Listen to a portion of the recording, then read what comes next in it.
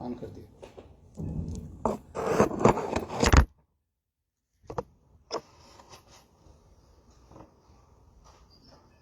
إن الحمد لله نحمده ونستعينه ونستغفره ونعوذ بالله من شرور أنفسنا ومن سيئات أعمالنا من يهده الله فلا مضل له ومن يضلل فلا هادي له وأشهد أن لا إله إلا الله وحده لا شريك له وأشهد أن محمدا عبده ورسوله. أما بعد فإن خير الحديث كتاب الله وخير الهدي هدي محمد صلى الله عليه وسلم وشر الأمور محدثاتها وكل محدثة بدعة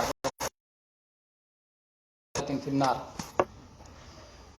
میرے بھائیوں، چند دنوں کے بعد ہی سال مہینہ ہے، اور جس مہینے کو اللہ تعالیٰ نے قرآن پاک کو نازل کیا، اور جس میں ہدایت ہے اور حق اور باطل، گمراہی اور راست روی اور سچ اور جھوٹ میں تمیز کرنے کی واضح نشانیاں، کھلی نشانیاں موجود ہیں.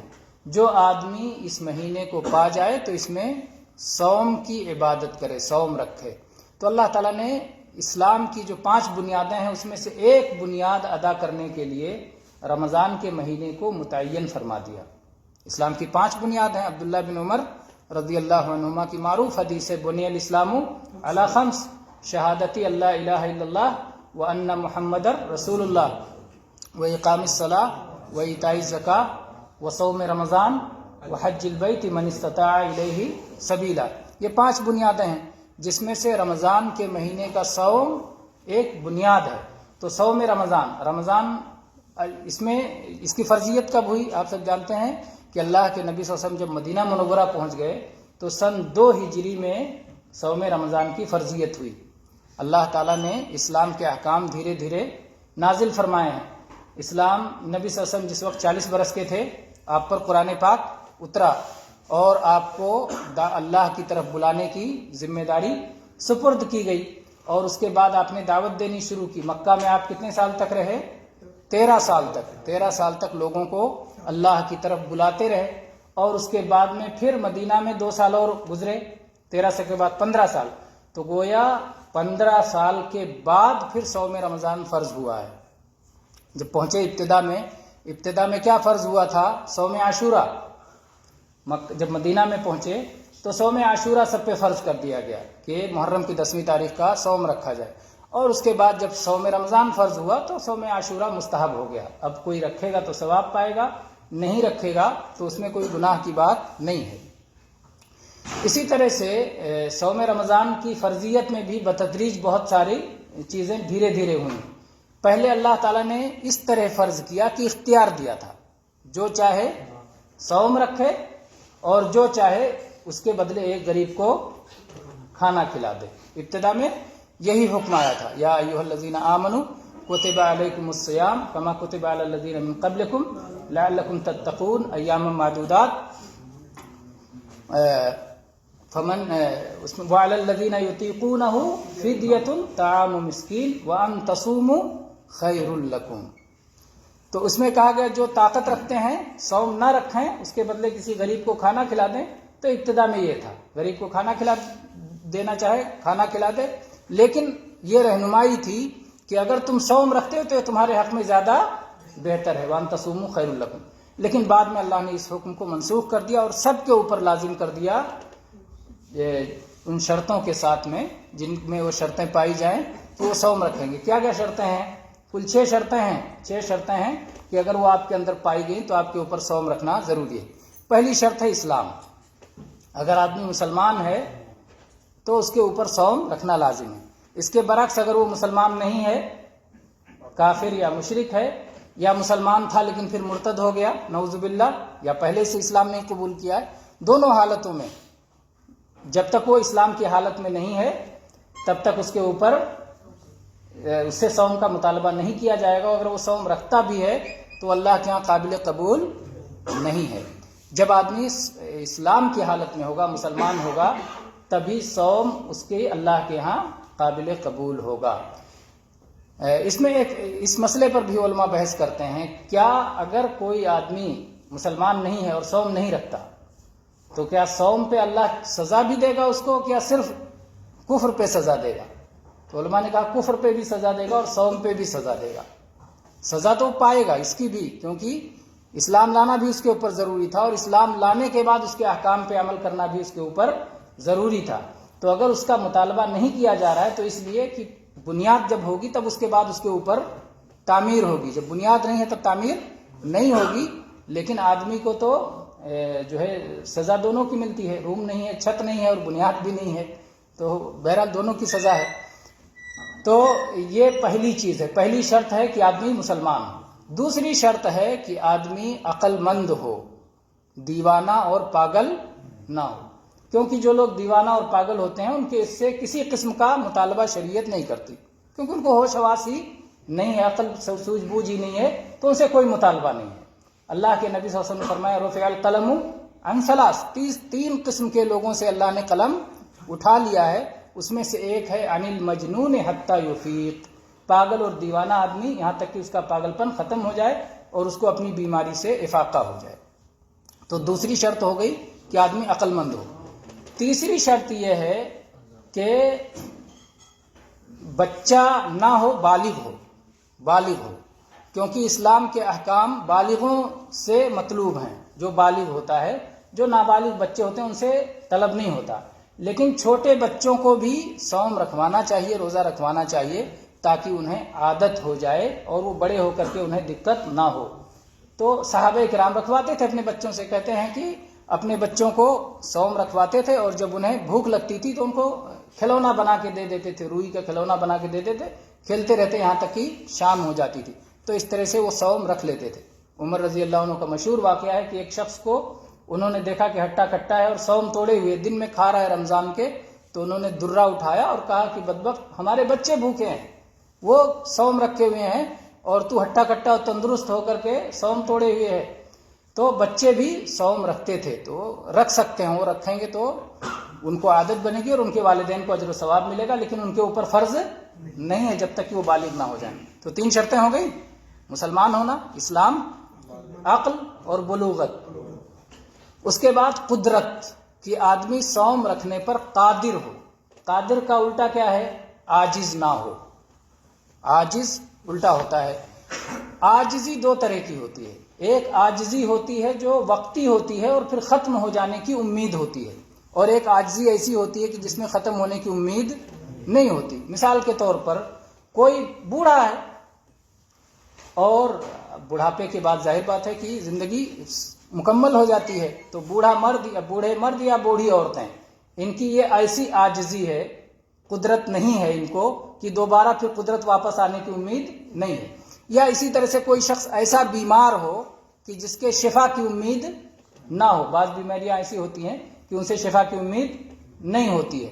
تو ایسی حالتوں میں ان کے اوپر صوم فرض نہیں ہے، بلکہ اس کا متبادل ہے. اس کا متبادل کیا ہے؟ وہ ایک غریب کو کھانا کھلاتے ہیں. بوڑھے مرد ہیں، بوڑھی عورتیں ہیں، یا اسی طرح سے ایسے بیمار ہیں جن کے شفا کی امید نہیں ہے، تو وہ صوم نہ رکھیں اور اس کے بدلے ایک غریب کو کھانا کھلا دیں. تو یہ ہو گئی چوتھی شرط، قدرت. تو یہ آج 2 طرح کی عاجزی ہو گئی. ایک عاجزی جس کے امید ہے کہ یہ عاجزی ختم ہو جائے گی، یعنی کوئی ایسا بیمار ہے جو بعد میں شفا ہونے کی امید ہے، تھوڑی موڑی بیماری ہو گئی ہے لیکن بیماری کی وجہ سے کمزوری آ گئی ہے، بیماری سے جب تندرستی مل جائے گی تو انشاءاللہ کمزوری بھی ختم ہو جائے گی، آدمی صوم بھی رکھ لے گا. ایسی صورت میں اس کے اوپر قضا فرض ہے. صوم فرض نہیں بلکہ قضا فرض ہے. اس وقت صوم رکھنا نہیں ہے، بعد میں قضا کر لینا. اور جو ایسے عاجز ہیں کہ وہ ان کی عاجزی ختم ہونے کی امید نہیں ہے، تو ان کے اوپر صوم فرض نہیں بلکہ اس کے بدلے غریب کو کھانا کھلانا فرض ہے. تو ہو گئی اسلام، عقل، بلوغت، قدرت.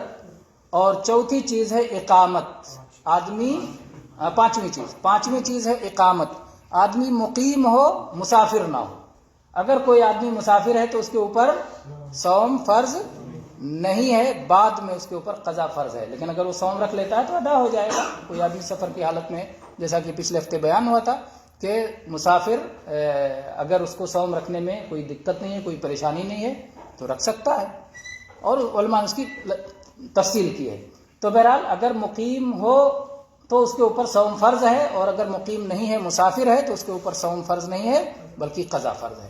5 چیزیں ہو گئی۔ چھٹی چیز ہے کہ صوم رکھنے میں کوئی رکاوٹ نہ ہو، رکاوٹوں سے خالی ہو۔ اس کا کیا مطلب ہے؟ رکاوٹوں سے خالی ہے یہ مطلب حیض اور نفاس نہ ہو۔ عورتوں کے لیے خاص ہے یہ مسئلہ کہ اگر عورت کو حیض کا خون آ رہا ہے، نفاس کا خون آ رہا ہے، تو ایسی صورت میں اسے کہا جائے گا کہ وہ صوم نہ رکھے، بعد میں قضا کرے گی۔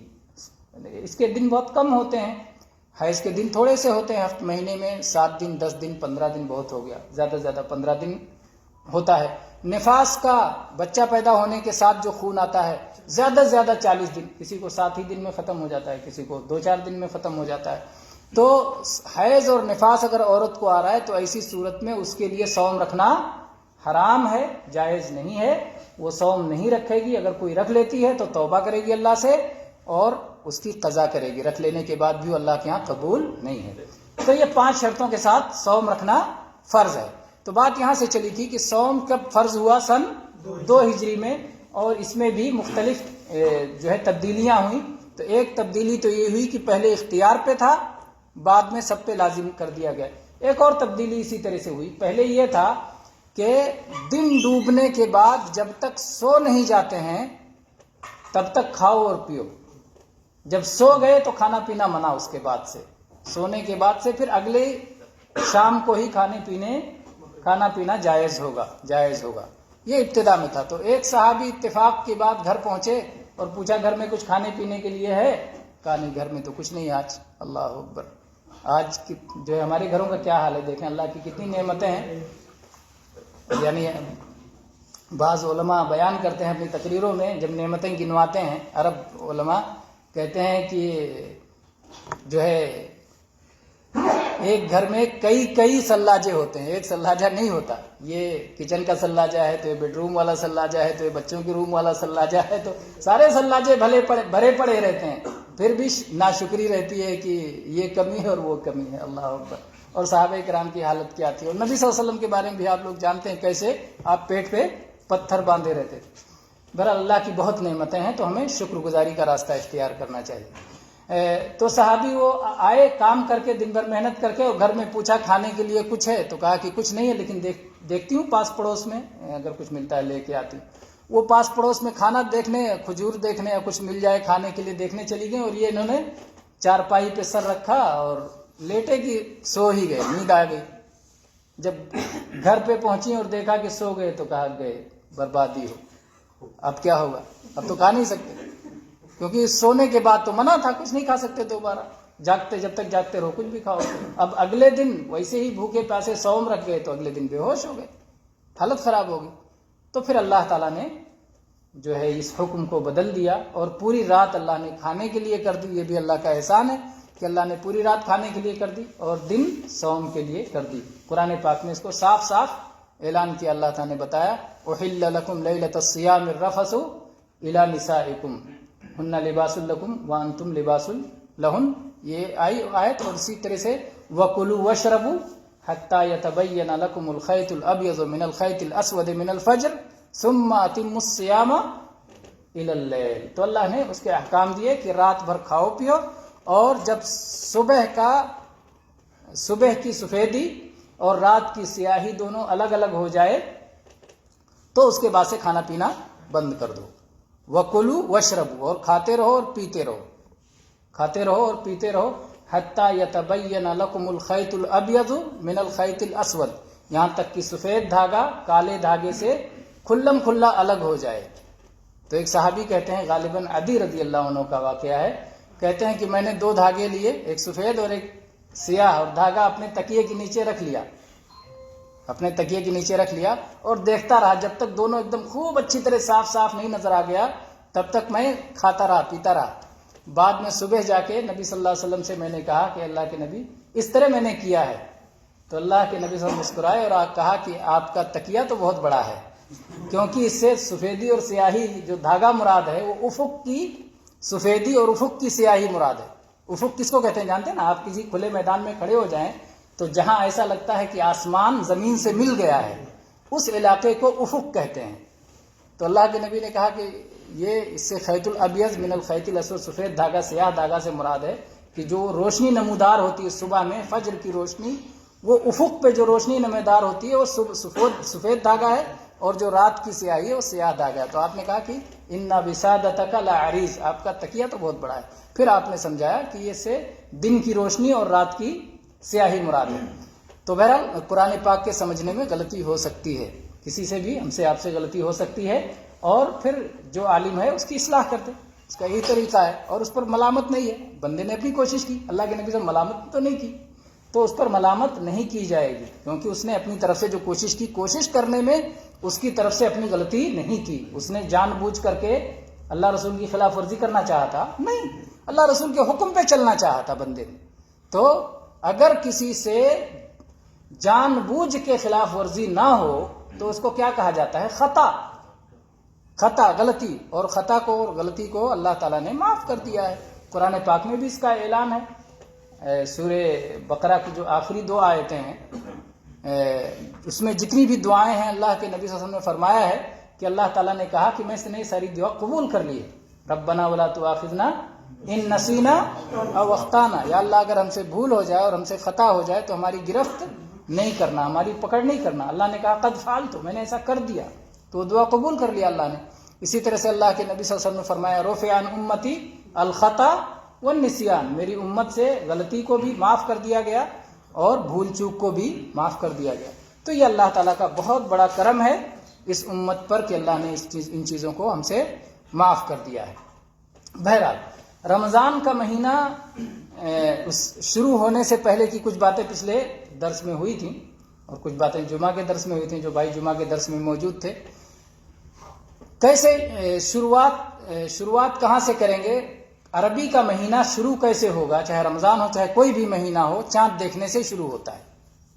اللہ تعالیٰ نے قرآن پاک میں فرمایا یسألونک عن الاہلہ قل ہی مواقیت للناس والحج، لوگ آپ سے چاند کے بارے میں پوچھتے ہیں تو ان کو بتا دیجئے کہ یہ وقت جاننے کا، تاریخ جاننے کا ذریعہ ہے، اور حج کی تاریخ جاننے کا بھی ذریعہ ہے۔ حج سب سے بڑی چیز تھی جو عربوں کو معلوم تھی، اور جو سب سے بڑا اجتماع تھا، اور آج بھی حج دنیا کا سب سے بڑا اجتماع ہے۔ اللہ نے اس کو پسند کیا ہے اور اس کو باقی رکھا ہے۔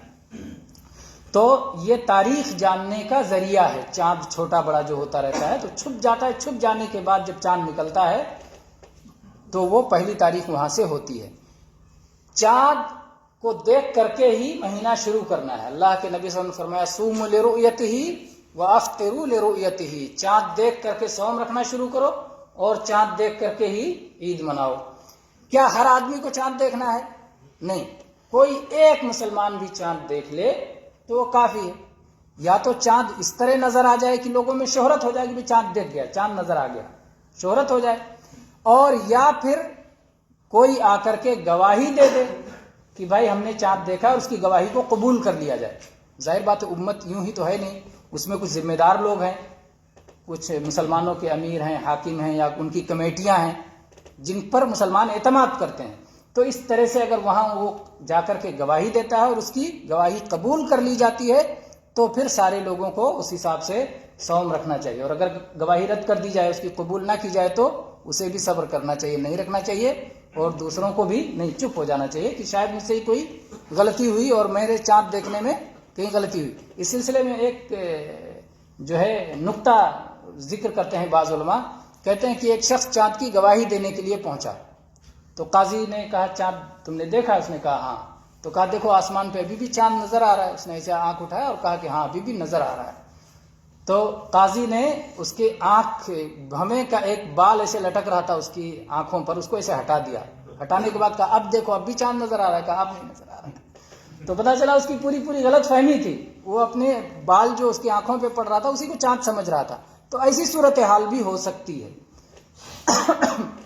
ایک مسئلہ اور اپنے یہاں کہتے ہیں کہ چاند کی گواہی دینا ایک شہادت ہے، اسی لیے شہادت کے سارے اصول اس پر برتے جائیں گے۔ گواہی اسلامی شریعت میں گواہی اسی آدمی کی قبول ہے جو فاسق نہ ہو، اور فاسق اسلامی شریعت کی اصطلاح میں کس کو کہتے ہیں؟ جو گناہ کبیرہ نہ کرنے والا ہو۔ گناہ کبیرہ میں بڑے بڑے گناہ معروف ہیں، اگر کسی آدمی پر زنا ثابت ہو گیا، کس نے زنا کیا ہے تو گناہ کبیرہ کا مرتکب ہے، اس کی گواہی نہیں قبول ہوگی۔ کسی پر چوری ثابت ہو گئی، گناہ کبیرہ کا مرتکب ہے، اس کی گواہی نہیں قبول ہوگی۔ داڑھی مڈانا بھی گناہ کبیرہ ہے، اور جو آدمی مستقل داڑھی مڈاتا ہے وہ فاسق ہے، اس کی گواہی قبول ہوگی کہ نہ ہوگی یہ اب مسئلہ علماء میں آ گیا، اس لیے کہ یہ گناہ اتنا عام ہو چکا ہے۔ جب سماج میں کوئی گناہ بہت عام ہو جائے اور اس کی بنا پر لوگوں کے حقوق جانے کا خطرہ ہو، اب اگر کہیں کوئی دو آدمیوں میں مسئلہ ہو جائے اور وہ گواہ ڈھونڈنے لگے اور جتنے گواہ ہیں سب داڑھی موڑے ہوئے ہیں، تب تو اس کا حق چلا جائے گا، اس لیے کہ ان کی گواہی نہیں سنی جائے گی۔ تو اس لیے علماء نے کہا کہ جب کوئی بیماری، کوئی گناہ بہت زیادہ بڑھ جائے تو اس میں نرمی کرنا پڑتا ہے، یہ بھی اسلامی شریعت کا ایک اصول ہے، اس لیے ایسے لوگوں کی گواہی قبول کر لی جائے گی۔ ایک مسئلہ ہمارے یہاں ہندوستان میں چونکہ قضا ہے نہیں، اسلامی کورٹ تو ہے نہیں، صرف چاند کی گواہی کے لیے دارالقضا بنایا ہے، تو قاضی صاحب لوگ وہاں پر فٹ کرتے ہیں کہ تم داڑھی نہیں رکھتے تمہاری گواہی نہیں قبول ہوگی، چاند تم دیکھ لیے بھلے دیکھ لیے تمہاری گواہی نہیں قبول ہوگی۔ حالانکہ چاند کے مسئلے میں تو گواہی کا یہ شرط بھی نہیں ہے گواہی کی، کیونکہ نبی صلی اللہ علیہ وسلم کی وہ حدیث ہے کہ صحابہ نے چاند دیکھنے کی کوشش کی، مدینہ میں چاند نظر نہیں آیا، پھر ایک قافلہ آیا، قافلہ والوں نے بتایا کہ ہم نے راستے میں چاند دیکھا ہے، ایک آدمی نے اس میں سے بتایا کہ ہم نے دیکھا ہے چاند۔ آپ نے پوچھا اتشہد ان لا الہ الا اللہ، کیا تم لا الہ الا اللہ کی گواہی دیتے ہو؟ اس نے کہا نعم اشہد ان لا الہ الا اللہ۔ پھر آپ نے پوچھا اتشہد انی رسول اللہ، تم گواہی دیتے ہو کہ محمد صلی اللہ علیہ وسلم اللہ کے رسول ہیں؟ اس نے کہا اشہد ان محمد رسول۔ بس آپ نے اس سے زیادہ کچھ نہیں پوچھا۔ تو اس لیے علماء نے کہا چاند کی گواہی میں صرف مسلمان ہونا کافی ہے، کلمہ پڑھنے والا ہے تو چاند کی گواہی قبول کر لی جائے گی۔ تو ہمارے یہاں ایک مسئلہ یہ بھی ہوتا ہے کہ بعض رؤیت ہلال کمیٹیاں سختی کرتی ہیں اور اس کی وجہ سے نہیں قبول کرتی ہیں گواہی، تو پھر اس میں اختلاف اور زیادہ بڑھ جاتا ہے۔ تو یہ رؤیت ہلال کمیٹیوں کو سمجھنا چاہیے کہ علماء نے اس مسئلے میں کیا تفصیل کی ہے، اور گواہی کی جو ساری شرطیں ہیں وہ اس پر فٹ نہیں کی جائیں گی۔ یہ جو سزا رکھی گئی ہے کہ فاسق کی گواہی قبول نہ کی جائے، یہ لوگوں کو فسق سے بچانے کے لیے ہے اور شریعت پر چلانے کے لیے ہے، نہ کہ لوگوں کو مصیبت میں مبتلا کرنے کے لیے۔ تو اس لیے ہر جگہ کے اسلامی شریعت مصالح اور مفاسد کا پورا خیال کرتی ہے۔ تو بہرحال کہنا یہ ہے کہ ایک مسئلہ یہ ہے کہ کیا کیا جائے، 29 رمضان کو چاند دیکھا جائے، 29 رمضان کو چاند دیکھا جائے۔ اور بعض لوگ جو ہے کہتے ہیں کہ نہیں ہم چاند نہیں دیکھیں گے، سر نیچا رکھیں گے، اختلاف نہ ہو، حساب کتاب کے ذریعے سے ہی رمضان شروع کریں گے، جیسا حساب کتاب کے ماہرین بتا دیں کہ فلاں وقت ابھی دنیا ترقی کر چکی ہے حساب سے، تو یہ سب نہیں مانا جائے گا۔ کہا جائے گا کہ بھائی اللہ کے نبی نے فرمایا، اس لیے دیکھنا یہ بھی ہمارے دین کا ایک حصہ ہے، اور دیکھا جائے گا اور اس کے مطابق چلا جائے گا۔ اگر چاند نظر نہ آئے، بدلی ہو جائے یا بدلی نہ ہو پھر بھی نظر نہ آئے، دونوں صورتوں میں کیا کیا جائے گا؟ شعبان کو 30 مکمل کریں گے اور اس کے بعد میں صوم رکھنا شروع کریں گے، کیونکہ کوئی مہینہ 30 سے زیادہ نہیں ہوتا، عربی مہینہ یا تو 29 ہوتا ہے یا 30 ہوتا ہے۔ چاند دیکھ کر چاند دیکھنے کی دعا پڑھیں گے۔ کیا دعا پڑھیں گے؟ ہاں، کس کو یاد ہے؟ چلیے پڑھیے، اللہم اہلہ علینا، اللہم اہلہ علینا بالامن والایمان والسلامت والاسلام، ربی و ربک اللہ۔ بس اتنا ہی ہے۔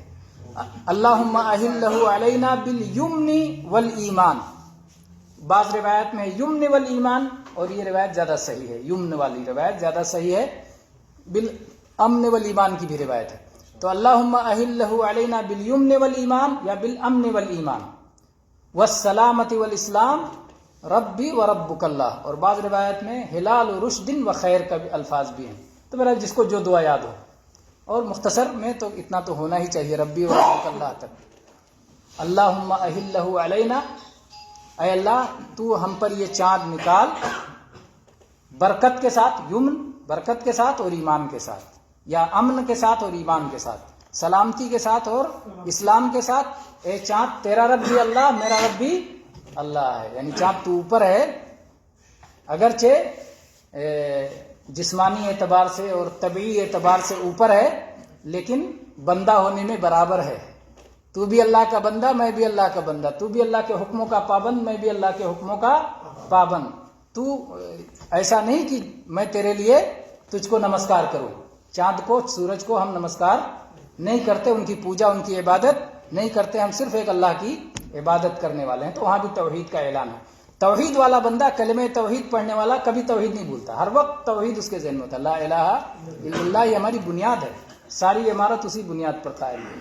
بنیاد مضبوط ہونا چاہیے, بنیاد میں کہیں کسی طرح کی کھوٹ نہیں آنا رہی. تو یہاں پر بھی چاند بابا سلام کہہ کر کے کافی نہیں ہوگا, بلکہ کیا کہا جائے, چاند کو یاد دلا جائے کہ یہ چاند تو بھی اللہ کے حکم کا پابند اور میں بھی اللہ کے حکم کا پابند ہوں, تیرا رب میرا رب سب اللہ. تو یہ چاند دیکھنے کی دعا ہو گئی. اس کے بعد جب چاند دیکھ لیا تو اب مہینہ شروع ہو گیا, کیونکہ اسلامی اعتبار سے, شرعی اعتبار سے رات پہلے ہوتی ہے, دن بعد میں ہوتا ہے. تو پہلی تاریخ شروع ہو گئی. اب اس کے بعد دوسرا کام کیا کرنا ہوگا, رمضان میں دو کام, رمضان میں دو کام ایسے اللہ کے نبی صلی اللہ علیہ وسلم بتلائے ہیں کہ جن پر اللہ تعالی کی جانب سے پچھلے گناہوں کی بخشش کا وعدہ ہے. ایک تو صوم یا سیام جس کو روزہ کہتے ہیں, اور دوسرے قیام جس کو تراویح کہتے ہیں. اللہ کے نبی صلی اللہ علیہ وسلم نے فرمایا من صام رمضان ایمانا واحتسابا غفر له ما تقدم من ذنبه. جو آدمی رمضان میں صوم رکھے ایمان کے ساتھ اور ثواب کی نیت سے, تو اللہ تعالیٰ اس کے پچھلے تمام گناہوں کو معاف فرما دیتا ہے. ایمان کے ساتھ, کس بات پہ ایمان ہو, ارکان ایمان آ گئے سارے کے سارے, 6 چیزوں پر ایمان ہو, اور اس بات پر ایمان ہو کہ اللہ تعالیٰ نے رمضان کے مہینے میں مجھ پر صوم فرض کیا ہے, اور اس بات پر ایمان ہو کہ صوم رکھنے میں اللہ نے فلاں فلاں فلاں اجر رکھا ہے, ثواب رکھا ہے نا. بہت سارے اجر و ثواب ہیں رمضان کے اور صوم رکھنے کے. اللہ تعالیٰ نے صوم کے بارے میں فرمایا صوم لی وانا اجزی بھی, حدیث قدسی ہے کہ صوم ایسی عبادت ہے جو خاص میرے لیے ہوتی ہے اور میں ہی اس کا بدلہ دوں گا. اسی طرح سے اللہ تعالیٰ نے فرمایا حدیث قدسی میں للصائم فرحتان یفرحہما, صوم رکھنے والے کو 2 خوشیاں نصیب ہوتی ہیں, ایک جب وہ افطاری کرتا ہے اور ایک جب وہ اللہ سے ملاقات کرے گا. جب افطاری کرتا ہے تو افطار کرتے ہوئے خوش ہوتا ہے. افطار کرتے ہوئے کس بات پہ خوش ہوتا ہے, اللہ کی ساری نعمتوں کو پا کے. اتنی ساری نعمتیں اللہ نے حلال کر دی, جو جس میں دن میں روک دیا تھا اللہ نے اس وقت حلال کر دیا. اللہ نے مجھے صحت دی ہے, میں کھا سکتا ہوں, دانت ہے جس سے چبا سکتا ہوں, زبان ہے جس سے لذت محسوس کر سکتا ہوں, ہضم کر سکتا ہوں, طاقت بنا سکتا ہوں, سب اللہ کی چیزیں, نعمتیں ہیں. تو ان نعمتوں پہ بھی خوش ہوتا ہے, اور عبادت مکمل ہونے پہ خوش ہوتا ہے کہ اللہ نے حکم دیا تھا, اللہ کی ہی توفیق سے, اللہ ہی کی مدد سے اس کی عبادت بھی مکمل ہو گئی. تو افطاری کے وقت عبادت مکمل ہونے پر خوش ہوتا ہے اور اللہ کی نعمتوں کو پا کر خوش ہوتا ہے, فراوانی پر خوش ہوتا ہے. اور جب اللہ سے ملاقات کرے گا تو اجر و ثواب پا کے خوش ہوگا. کتنا اجر و ثواب اسے ملے گا. اجر و ثواب کے بیان کرنے میں بہت سارے لوگ ایسی ایسی حدیثیں بیان کرتے ہیں جن کی ضرورت نہیں ہے, صحیح حدیث کافی ہیں, وہ حدیثیں ضعیف ہیں. یہ بھی جاننا چاہیے تاکہ ہم اللہ کے نبی صلی اللہ علیہ وسلم کی طرف کوئی ایسی بات منسوب نہ کریں جو اللہ کے نبی نے نہیں کہی ہے.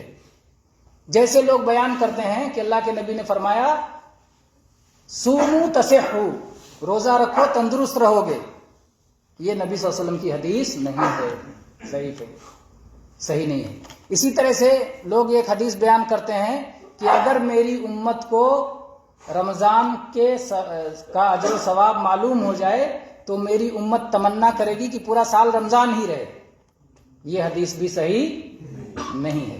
اسی طرح سے ایک حدیث بیان کی جاتی ہے کہ رمضان کا پہلا عشرہ رحمت کا ہے, دوسرا عشرہ مغفرت کا ہے, اور تیسرا عشرہ جہنم سے آزادی کا ہے. یہ حدیث بھی صحیح نہیں ہے. رمضان پورا کا پورا تینوں عشرے رحمت کے ہیں, تینوں عشرے مغفرت کے ہیں, اور تینوں عشرے جہنم سے آزادی کے ہیں. اس لیے ہر 10 کو الگ الگ کر دینا, باقی 20 کو چھوڑ دینا صحیح نہیں ہے. صحیح حدیث کی بنیاد پر فیصلے کرنے چاہیے. تو جب صحیح حدیثیں اتنی ہیں ہمارے پاس میں کہ ضعیف حدیثوں کی ضرورت نہیں ہے, تو ہمیں وہ بھی جاننا چاہیے تاکہ اگر کوئی غلط چیز بیان کرے تو کہہ دیں کہ بھائی یہ چیز ثابت نہیں ہے. تو میرا بات یہاں سے چلی تھی کہ پھر ہم قیام کریں گے انشاءاللہ. چاند دیکھ لیا, رمضان شروع ہو گیا, قیام کریں گے. قیام اللیل میں, تراویح میں کیسے تراویح ادا کرنا ہے؟ تراویح ایک عبادت ہے, صلاح ایک عبادت ہے, جیسے صوم ایک عبادت ہے. ہر عبادت کو ہمیں ویسے ہی کرنا چاہیے جیسے اللہ تعالیٰ چاہتا ہے اور جیسے اللہ تعالیٰ نے اپنی مرضی نبی صلی اللہ علیہ وسلم کے ذریعے ہم کو بتا دی ہے. اللہ تعالیٰ کیا چاہتا ہے اس کا ہمیں کیسے پتہ چلے گا؟ محمد صلی اللہ علیہ وسلم کے بتانے سے، نبی کریم صلی اللہ علیہ وسلم کے بتانے سے. تو نبی صلی اللہ علیہ وسلم نے بتا دیا ہے کہ تراویح کیسے پڑھو، ویسے پڑھنا ہے. تراویح پڑھنے میں سب سے اہم چیز نیت ہے، جیسے صوم رکھنے میں سب سے اہم چیز نیت ہے. نیت کے بغیر کوئی عمل اللہ کے یہاں قابل قبول نہیں ہے. تو تراویح میں نیت یہ ہونی چاہیے کہ اللہ تعالیٰ کو یہ عبادت بہت پسند ہے، اس میں قیام ہے جو اللہ کو بہت پسند ہے، اس میں سجدہ ہے جو اللہ کو بہت پسند ہے، اس میں رکوع ہے جو اللہ تعالیٰ کو بہت پسند ہے، اس میں قرآن پاک کی تلاوت ہے جو اللہ تعالیٰ کو پسند ہے. تو یہ چیزیں اللہ کو پسند ہیں، اور نبی صلی اللہ علیہ وسلم نے کچھ دن کیا اور بعد میں اس لیے چھوڑ دیا کہ کہیں اللہ تعالیٰ فرض نہ کر دے، کیونکہ اس وقت وحی کا سلسلہ جاری تھا. اور جب آپ اس دنیا سے چلے گئے تو آپ کے خلیفہ راشد عمر رضی اللہ عنہ نے پورے مہینے کے لیے اس تراویح کو جاری کر دیا، کیونکہ اب وہ خطرہ ٹل گیا تھا جس خطرے کی بنا پر نبی صلی اللہ علیہ وسلم نے پورے مہینے نہیں پڑھایا تھا. تو خطرہ ٹل گیا. تو تراویح میں پورے مہینے تراویح پڑھنے میں کوئی اشکال نہیں ہے. جیسے بعض لوگ کہتے ہیں کہ اللہ کے نبی نے 3 ہی دن پڑھا ہے، تو یہ کہنا کہ میرے بھائی اللہ کے نبی نے کیوں نہیں پڑھا تھا وجہ بھی بتا دی تھی، وجہ ختم ہو گئی وہ. اور اللہ کے نبی نے یہ بھی فرمایا ہے کہ میری سنت کو اور میرے خلفائے راشدین کی سنت کو مضبوطی سے پکڑ لو، علیکم بسنتی و سنت الخلفاء الراشدین. اور تراویح پورے مہینے پڑھنا یہ کس کی سنت ہے؟ خلیفہ راشد عمر ابن خطاب رضی اللہ عنہ کی سنت ہے. اس لیے یہ سنت فعلی ہو گئی عمر رضی اللہ عنہ. سنت قولی نبی صلی اللہ علیہ وسلم کی ہے، کیونکہ نبی صلی اللہ علیہ وسلم نے فرمایا من قام رمضان ایمانا واحتسابا غفر له ما تقدم من ذنبه. جو آدمی رمضان میں قیام کرے گا ایمان کے ساتھ ثواب کی نیت سے تو اللہ تعالیٰ اس کے پچھلے تمام گناہوں کو معاف فرما دے گا. تو یہ قیام اللیل ہے، قیام اللیل ہے. قیام اللیل اگر کوئی رات کے آخری حصے میں کرتا ہے ظاہر اس کا اجر و ثواب زیادہ ہے با جماعت پڑھنے سے. عمر رضی اللہ عنہ نے بھی جب لوگوں کو جماعت پہ ایک جماعت پہ ابی ابن کعب رضی اللہ عنہ کو امام بنا کر کے سب کو متحد کر دیا تھا، تو انہوں نے ایک دن دیکھ کر کے، ایک دن گزرے مسجد نبوی میں دیکھا کہ ابی ابن کعب رضی اللہ عنہ پڑھا رہے ہیں، باقی لوگ پڑھ رہے ہیں. اس کا مطلب عمر رضی اللہ عنہ خود نہیں پڑھ رہے تھے، وہ رات کے آخری حصے میں پڑھتے تھے، افضل پہ عمل کرتے تھے، افضل پہ عمل کرتے تھے. لیکن آپ نے کیا کہا؟ نعمت البدعۃ ھذہ، کتنی اچھی بدعت ہے. بدعت لغوی یعنی وہ نئی چیز ہے، شریعت کے حساب سے تو ہر بدعت گمراہی ہے، لیکن عربی زبان میں کوئی ایسی چیز جو نئی ہو، لوگوں کے دیکھنے میں نہیں لگے، وہ بدعت ہے. تو لغت کے اعتبار سے انہوں نے کہا کہ کیا ہی اچھی نئی چیز ہے، کیونکہ پہلے لوگ الگ الگ پڑھتے تھے، کوئی یہاں جماعت بنا کے پڑھ رہا ہے، کوئی وہاں جماعت بنا کے پڑھ رہا ہے، کوئی وہاں جماعت بنا کے پڑھ رہا ہے. عمر رضی اللہ عنہ نے سب کو اکٹھا کر دیا. پھر بعد میں فرمایا واللتی تنامون عنہا افضل من تقومونها، جس وقت سو جاتے ہو اس قیام سے اس وقت قیام کرنا بہتر تھا. اگر کوئی رات کے آخری حصے میں یہی تراویح پڑھے تو شروع حصے میں پڑھنے سے بہتر ہے. لیکن ایک آدمی اگر نہ پڑھ پائے تو اس کے لیے یہی بہتر ہے، یہی بہتر ہے. تو بہرحال تراویح، اس کے بعد تراویح ساری چیزیں، بہت ساری اہم چیزیں ہیں رمضان کے مسائل کے تعلق سے. تو اس کے لیے ضرورت ہے کہ پورے کورس کی ضرورت ہو، لیکن بس ایک بات اور بتا کے میں بات کو ختم کر دیتا ہوں، پھر اگر کوئی سوال وغیرہ ہو تو لے لیتے ہیں. 2 چیزیں صوم کا رکن ہے، اگر یہ نہیں ہوگی تو صوم قبول نہیں ہوگا. کون کون سی چیز؟ ایک تو نیت. ایک آدمی اگر نیت کے بغیر کھائے پیے نہ چھوڑ دے سب کچھ، اور اس کی نیت نہ ہو کہ میں صوم رکھ رہا ہوں اللہ کی عبادت کے لیے، تو وہ قبول نہیں ہوگا. اور نیت دل کے ارادے کا نام ہے، زبان سے کہنے کا نام نہیں ہے. تو اس لیے جو نیت سکھائی جاتی ہے نویت بصوم غد وغیرہ، یہ سب نبی صلی اللہ علیہ وسلم کی تعلیم نہیں ہے، نہ ہی صحابہ کرام کی تعلیم ہے، نہ ہی خلفائے راشدین کی تعلیم ہے، نہ ہی ائمہ اربعہ کی تعلیم ہے. چاروں مشہور امام ابو حنیفہ رحمہ اللہ، امام شافعی رحمہ اللہ، امام مالک رحمہ اللہ، امام احمد بن حنبل رحمہ اللہ، کسی امام کی بھی تعلیم نہیں ہے. اور یہ ایک قاعدہ یاد کر لیں تو آسانی ہو جائے گی. کوئی بھی دعا جس میں آئے نویتو، میں نیت کرتا ہوں، وہ نبی صلی اللہ علیہ وسلم سے ثابت نہیں ہے. فوراً وہ دعا سنتے ہی آپ کہتے بھائی یہ اللہ کے نبی نے نہیں سکھایا. نویتو لفظ پوری حدیث میں کہیں بھی نہیں آیا ہے. تو اس لیے نویتو جس دعا میں آ جائے اس کو چھوڑ دیجیے، اگر یاد بھی ہو تو بلا دیجیے، کیونکہ بدعت سے شیطان خوش ہوتا ہے، اللہ تعالیٰ ناراض ہوتا ہے. تو یہ تو ہوگی نیت کی بات. دوسری بات، صوم کی حالت میں جن چیزوں سے صوم خراب ہو جاتا ہے ان سے بچنا ہے. تو 3 چیزیں تو ظاہری ہیں. ایک کھانا، دوسرے پینا اور جو چیز کھانے پینے جیسی ہو، اور تیسری چیز خواہشات نفس، بیوی سے ہم بستری جمع وغیرہ، تو یہ تیسری چیز ہے، اور یہ سب سے سخت منع ہے، اور اس کے کر لینے پر کفارہ بھی ہے اور قضا بھی ہے وغیرہ وغیرہ۔ تو ان چیزوں سے بچنا ہے۔ لیکن اس سے بڑی چیز کیا ہے جس سے بچنا ہے؟ یہ ظاہری چیزوں سے پہلے ہر نافرمانی سے بچنا ہے۔ اللہ کی نافرمانی سے بچانے کے لیے ہی اللہ نے صوم فرض کیا ہے، لعلکم تتقون، تاکہ بچ جاؤ، تاکہ پرہیزگار بن جاؤ۔ تو اللہ کی نافرمانی سے بچانے کے لیے اللہ نے صوم متعین کیا ہے۔ یہ اصل سب سے حقیقی مقصد ہے صوم کا۔ اسی لیے اللہ کے نبی صلی اللہ علیہ وسلم نے فرمایا ہے، من لم یدع قول الزور والعمل به فلیس للہ حاجۃ فی ان یدع طعامہ وشرابہ۔ جو آدمی جھوٹ بولنا اور جھوٹ پر عمل کرنا نہ چھوڑے تو اللہ کو کوئی ضرورت نہیں کہ ایسا آدمی اپنا کھانا پینا چھوڑ دے۔ اس لیے اللہ کی نافرمانی اور گناہ سے توبہ کرنا چاہیے اور ان کو چھوڑنا چاہیے۔ یہ موقع ہے کہ اس موقع پر آپ اپنی زندگیوں میں ایک صالح انقلاب لائیں، ایک اچھی تبدیلی لے کر آئیں۔ اللہ تعالی ہم سب کو اس کی توفیق عطا فرمائے۔ آمین وآخر دعوانا الحمدللہ رب العالمین صلی اللہ علیہ وسلم۔ لیکن چاہے لوگوں کو گھما بھی دیں، لوگوں کے ماشاءاللہ